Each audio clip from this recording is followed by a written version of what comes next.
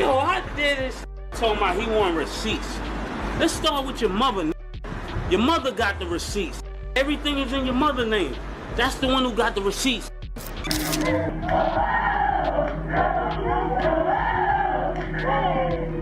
This shit is like an African chant. Ain't no more team. What the f Puffy doing? I'm gonna have a drink to forget about it. If this place go up in flames right now, the only mother that will survive is that. He said he a shepherd for the devil. He said, I don't even feel comfortable being here now after that shit that I saw that happened with Father MC.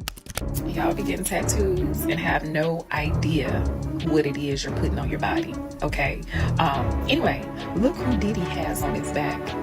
And ask yourself, do you think, y'all know we're going into year 8, you know, this, the age of Aquarius where everything is being revealed. Do you think she's gonna let this? So it looks like Mase is finally ready to talk about what he witnessed behind the scenes at Diddy's freak-offs. Mase is now spilling the whole tea on the dark side of Bad Boy and Child Is Give, spiritual warfare from Mase to Loonshine, Craig Mack, so many of Diddy's former artists either found religion or straight up ran for their lives after what they witnessed at those so-called parties, and some of them sadly didn't even make it out alive. Now, we're talking about beyond just industry drama. These men were saying they saw things that were so dark, so twisted, that the only way they could escape was by turning to religion. Mase was one of the first to get out and reinvent himself as a pastor. Lon converted to Islam. Craig Mack, rest his soul, joined a sketchy Christian cult before his untimely death, and it's not just a coincidence. Turns out that what went down at those freak-go parties was borderline demonic, with some blind items circulating that Diddy wasn't just getting freaky and forcing people on each other, but there's also talk of some type of rituals and actual animal sacrifices, allegedly. I know it sounds out there, but can we really put anything past Diddy at this point? So what exactly did Mase reveal about those freak-offs? Diddy allegedly forced him into what was it that Mase witnessed that was so dark that he had to become a whole pastor to deal with all that darkness? Let's break it down. A lot of the songs, I came to Puff with those songs. Done. People, they never give me credit for that. All my awards went to Puff. So to give you some context first, Mase and Diddy's beef is one of the longest, messiest sagas in hip-hop history. Now rewind back to the mid-90s, when Mase first linked up with Diddy. Puff saw Mase perform and was so impressed that he signed him on the spot. Mase dropped 3 albums under Bad Boy, and after Biggie's tragic death in '97, it's rumored that Mase basically became Diddy's main ghostwriter, not just for Puff, but for a lot of the label's artists. By the time Mase dropped his second album in '99, he was over it. He had seen too much done too much, and was straight up disillusioned with the industry. That same year, he shocked everybody by announcing his ready retirement, saying he had a higher calling from God. Yeah, the real reason why I decided to start rapping, I just wanted to better my life. I wanted to do something better for my life. Not all the time money is the best thing for your life.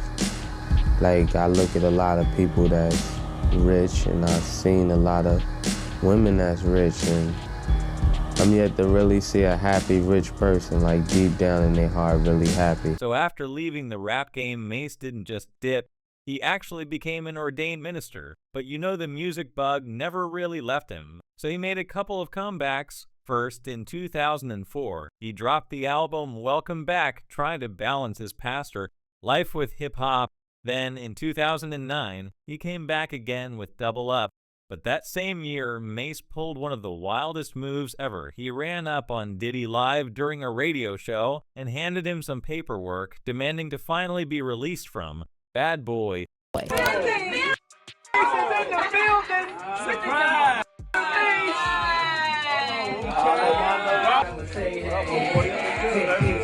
We get it. So when Mase pulled up on Diddy with those papers, Diddy did sign them, but it was only a half win for Mase. The deal just let him feature on other people's tracks, but he was still stuck under Bad Boy's control. Fast forward to 2012, and Mase finally announced he was officially free from that bad boy contract. But even then, the drama wasn't over. Mase kept airing out his issues with Diddy, especially when it came into publishing rights. Then in 2020, things really hit the fan. Mase dropped a bombshell on IG accusing Diddy of refusing to sell him his publishing rights, even though Mase offered $2 million, way more than the $20K advance he originally got.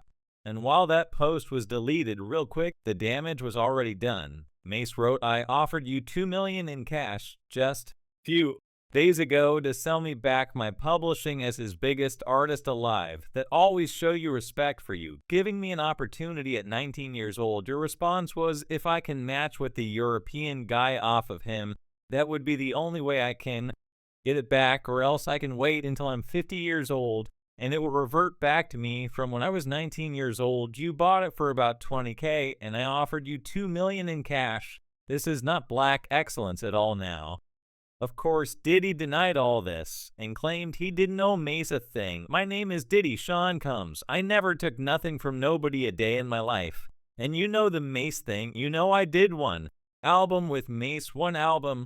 How much money do you think I owe this guy? One album." And then he became a fake pastor and went and conned people. Now, fast forward to September 2023, and out of nowhere, Diddy decided to give back the publishing rights to Mase and a bunch of other bad boy artists.